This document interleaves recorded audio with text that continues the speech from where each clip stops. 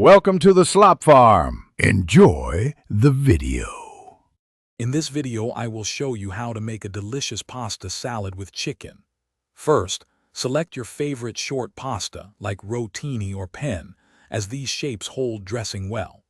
Cook the pasta according to package directions until it's perfectly al dente. Immediately after cooking, rinse the pasta thoroughly with cold water.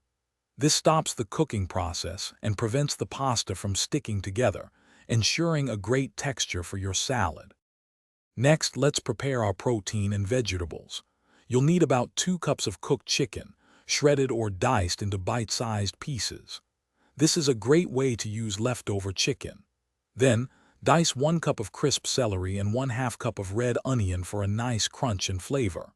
Finally, add 1 cup of halved cherry tomatoes and 1/4 cup of fresh, chopped parsley to brighten up the salad. Now for the creamy dressing that brings everything together. In a separate bowl, whisk together 1 cup of good quality mayonnaise and 2 tablespoons of Dijon mustard.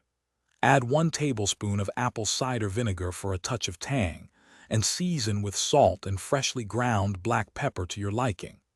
Pour this delicious dressing over your prepared pasta, chicken, and vegetables.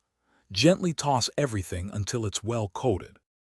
To allow the flavors to meld beautifully, cover the pasta salad and refrigerate it for at least 1 hour. Chilling also ensures a refreshing experience. Before serving, give it a final gentle toss and garnish with a little extra fresh parsley or a sprinkle of paprika for color. This chicken pasta salad is perfect for picnics, potlucks, or a light meal. It's easy to make and always a crowd pleaser. Remember to check the description for the link to Darn Tough Socks and other great deals. Enjoy your delicious homemade pasta salad. Thanks for watching. Consider subscribing if we helped you today.